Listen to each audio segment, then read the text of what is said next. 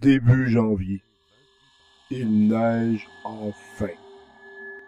Si ce blanc du ciel était tombé une semaine plus tôt, je n'aurais pas eu l'impression que l'austérité a dévoré Noël. Trop chaud. Un Québec grec sous les 14 degrés, sans les sourires, la résistance à la bêtise et la Méditerranée. Un 25 décembre en octobre, ce mois qui me rappelle la crise de 1970 qui accoucha du premier régime totalitaire au nord de San Diego, par le soutien de la loi sur les mesures de guerre du gouvernement de Pierre Elliott Trudeau. L'hiver. Je peux enfin pelleter l'eau du printemps prochain en me laissant transporter par la voix chaude de Kamel Nazir qui résonne dans mes écouteurs. Nazir, un personnage du roman Les Arcanes du chaos de Maxime Chatham, me fait penser à un copain que je n'ai pas vu depuis longtemps. Comme lui, il traite des dossiers que nous préférons éviter pour ne pas sombrer dans la paranoïa collective et surtout nuire à la cote de popularité des dirigeants et de leurs amis. Des sujets tels le 11 septembre, l'assassinat de John F. Kennedy par le conglomérat militaro-industriel états-unien et ce foutu groupe Carlyle, la banque de la CIA, comme il dit, qui, si je me souviens bien, est toujours lié à Bombardier, l'enfant chéri du gouvernement grec du Québec qui a reçu un soutien de 1,3 milliard de dollars en 2015 et qui recevra aussi une aide substantielle de la Caisse de dépôt, si ce n'est pas déjà le cas. J'avance, je m'arrête et je repars. Ma pelle avale la neige au rythme de ma respiration. Devant moi, une voiture blanche qui n'a pas bougé d'un centimètre depuis 4 jours me ramène à mon copain. Je ne me rappelle plus quand, c'était avant l'an 2009. Je l'accompagnais dans un bar de la rue Ontario à Montréal avec une demi-douzaine de personnes après une conférence de près de 4 heures qu'il venait de donner à l'Université du Québec à Montréal. La soirée s'était bien déroulée. Vers 3 heures du matin, après avoir bu et parlé, nous planifions notre retour à la maison. Dehors, alors que des gens se dirigeaient vers l'est, de mon côté, je partais avec mon copain vers l'ouest pour rejoindre sa voiture. Presque en face de la porte du bar, il y avait une automobile stationnée dont la couleur blanche contrastait avec la nuit. Rien à voir avec une opération camouflage. Sur son toit, au moins 3 antennes, pendant qu'à l'intérieur, un homme occupait le siège du conducteur. En nous observant, il semblait se dire « Merde, ils m'ont vu ». Alors qu'il retirait ses écouteurs avant de lever à sa droite un panneau horizontal où reposait un appareil électronique volumineux pour l'entrée dans un large coffre à gants. Venait-il d'écouter nos conversations? Si oui, il aurait dû cacher ses instruments avant que nous sortions du bar. À moins que ce geste fût planifié dans l'intention de cueillir les réactions du copain dans ses courriels et appels téléphoniques, comme un chasseur épiant le comportement de sa proie. Mais encore, qui était ce type? Un détective, l'agent d'un organisme gouvernemental ou d'une entreprise privée qui craignait d'être éclaboussé par son travail. Pourquoi? Peu importe. Mon copain avait ri de cette mascarade. En fait, je crois que plusieurs rencontres fortuites l'avaient immunisé contre ce genre de manipulation psychologique. Un autre jour, dans le même bar, après une autre conférence, cette fois sur le Front de libération du Québec et ses ramifications avec la CIA, un homme qui s'était joint au groupe lui avait montré son badge de la CIA. Assurément que c'était plus drôle qu'inquiétant, et s'il était vraiment ce qu'il affirmait, un agent de la CIA. Cela voulait simplement dire qu'un agent des services de renseignement états-uniens pouvait, contrairement au gouvernement grec du Québec, fréquenter un endroit où la vente de bières de microbrasseurs québécois profite à l'économie locale. Mon copain n'a jamais fait écho publiquement de ces événements. Par contre, il m'avait parlé d'une rencontre dont je n'avais pas été témoin. Elle s'était déroulée avant une de ses conférences.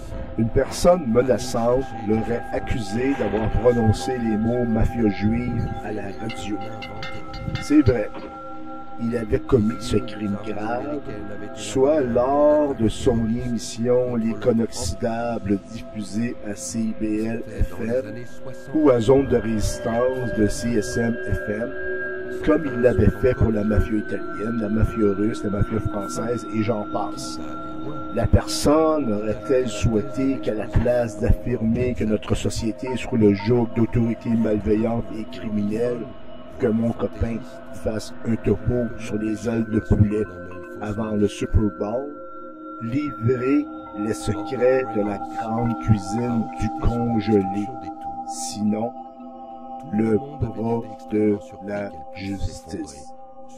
Parlons de Hubert et planifions des séances de photos au nom des migrants syriens pendant que des vautours dévorent les restes de la commission Charbonneau en retard.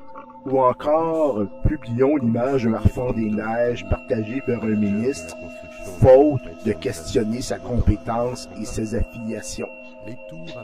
Non, le mentor de Kamel Nazir est trop intègre pour se prêter à de telles banalités, mais encore, il est plutôt accaparé par ses activités. En plus de son travail d'animateur radiophonique, il occupe le poste de président d'Énergie solaire Québec. Il s'offre des enquêtes fouillées, enseigne à l'Université du Québec à Montréal et fait aussi quelques apparitions au canal Historia dans le Signe secret, en laissant derrière lui quelques chroniques inoubliables dans le journal Le Couac traitant des firmes de relations publiques. Et moi, j'aime pelleter, même le 1er janvier. En fait, il n'y a pas de moment idéal pour se souvenir d'un copain. Par contre, si j'osais lui serrer la main et échanger quelques mots, je pourrais passer pour une personne dérangée. Vous savez, cet individu qui, après avoir abdiqué à l'idée que le gouvernement grec du Québec puisse s'attaquer aux plus faibles au nom de l'économie, ou dire aux travailleurs de la vigne qu'ils sont des indésirables, évoluerait vers la pratique de la nécromancie. L'art de faire parler des morts pour connaître l'avenir de la médiocratie. Le 2 janvier 2016, vers 20h, j'ai appris que mon copain était décédé. Benoît Perron nous a quittés le 22 décembre dernier, le jour de la nuit la plus longue, lui qui gerbait sur la grande noirceur du gouvernement de Maurice Duplessis. Un cadeau de Noël pour les crapules, lui qui les dénonçait. Benoît était un maillon fort de la chaîne d'information qu'on ne pourra jamais remplacer, seulement imiter. Le Jacques Parizeau de la radio, si je peux me permettre. Un grand homme qui, malgré son importance, reste un illustre inconnu pour près de 99% de la population québécoise. Celui par qui passait le grand personnage qui nous informe. Ces autres inconnus du 99% qui luttent pour nous éclairer sur l'actualité, de ces enjeux sur nos droits, notre économie, notre liberté, notre identité et notre démocratie. Qui se plaindra de son départ soudain? Certainement pas le gouvernement grec du Québec et ses petits amis. Car, comme dans les films, qu'en voulant raconter la vérité, on finisse par avoir des problèmes. Je pense à l'agent de la CIA, Robert Baer, qui décida enfin d'aller devant le Congrès américain pour leur expliquer comment tout fonctionnait, notamment la puissance des lobbies dans la politique du pays. Non seulement le Congrès ne l'a pas écouté, Mais le procureur l'a même dissuadé de revenir en le menaçant. Le jour où Baer témoignait devant le Congrès, son appartement fut visité sans que le voleur prenne quoi que ce soit. Peu à peu, l'enquête instaurée par Baer sur le fonctionnement de l'administration s'est retournée contre lui. Jusqu'à ce qu'on lui demande d'accepter d'être examiné par un expert psychiatre. Effrayé à l'idée de ce qui pourrait suivre, Baer décida d'abandonner toutes ses poursuites et l'enquête fut stoppée. Plus sinistre encore, je pense à des hommes comme James Hadfield, auteur d'un livre très documenté sur la famille Bush. Il a été menacé de mort, publiquement de surcroît, l'erreur est humaine, par 2 proches de Bush. Et il a été retrouvé mort le 18 juillet 2001. Officiellement, il se serait suicidé. Il dénonçait entre autres les liens des Bush avec les Ben Laden. Faites quelques recherches sur lui. Sur John Arthur Paisley et sur tous les autres suicidés qui jalonnent l'histoire de la Maison-Blanche depuis longtemps. Comme Marilyn Monroe, la plus célèbre, dont un ancien procureur vient de dévoiler les notes et confessions à son psychiatre, révélant qu'elle n'avait absolument pas ce penchant suicidaire mis en avant par les autorités de l'époque pour légitimer son soi-disant suicide au barbiturique.